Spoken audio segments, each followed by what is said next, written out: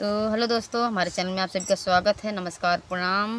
तो बहुत ही प्यारा विवाह गीत और बहुत ही प्यारा और मज़ेदार गीत बा। दुल्हा दुल्हनी बिना रिसियान हन कहो और का मिला बा का ना, तो एक गीत के माध्यम से आप सब जरूर सुने और लास्ट तक सुने। बहुत ही गीत बहुत सुंदर बा और अच्छा लगे तो लाइक, सब्सक्राइब और शेयर ज़रूर करें। कौने बन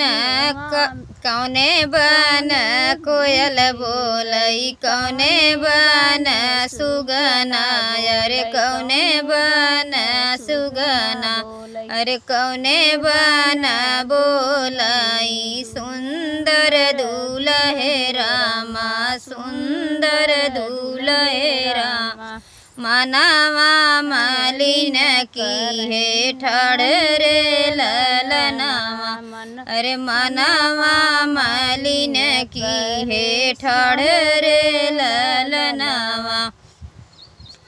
कौने बन कोयल बोलई, कौने बन सुगना, अरे कौने बन सुगना, अरे कौने बन बोलई, दूल्हे कवन रामा, मनावा मलिन की है ठाड़ रे ललनावा।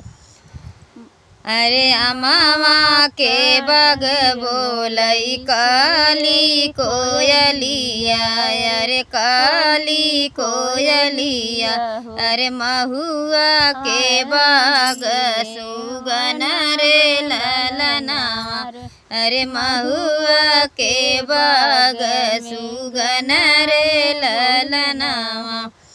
अरे बाबा बगीचे बोलई, दूल्हे सुंदर रामा, दूल्हे सुंदर रामा, मनावा मलिन की है ठाड़ रे ललनावा। अरे मम्मी दुलारी पूछई, मम्मी उलारी पूछई, अरे किया बेटा पाया हो तू ही ससुरारी, अरे तू ही ससुरारी हो, अरे किया बेटा पाया हो तू ही ससुरारी, अरे तू ही ससुरारी हो, अरे काहे बिना मनावा मलिन रे ललनावा, अरे कौने गुण मनावा मलिन रे ललनावा। अरे सोनावा तपाए माई, रुपिया तपाए, अरे रुपिया तपाए, अरे एक नाही पाए हो सुंदर लुगैया, अरे उही गुने मनावा मलिन रे ललनावा, अरे उही गुण मनावा मलिन रे ललनावा। अरे फेरी दे भई सोनावा, अरे फेरी दे भई रुपिया, अरे फेरी दे भई रुपिया, कैले भई दूसर बियाह रे ललनावा, अरे करबई बेटा दूसर बियाह रे ललनावा।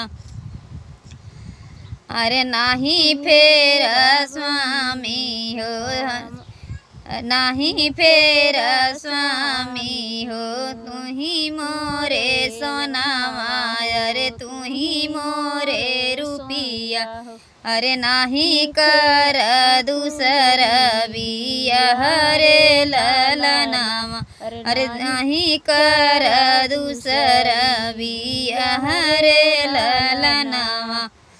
अरे ताना मोरे मारी हई हो पास पड़ोसी, अरे नात रिश्तेदार, अरे मारी हई ताना मोरे नगरी के लोग, अरे नगरी के लोगवा, अरे नाही कर दूसर बियाह रे ललनमा, अरे ना नहीं कर दूसर बियाह रे ललनमा। तो बहुत ही प्यारा गीत आप लोग ज़रूर सुनिएगा।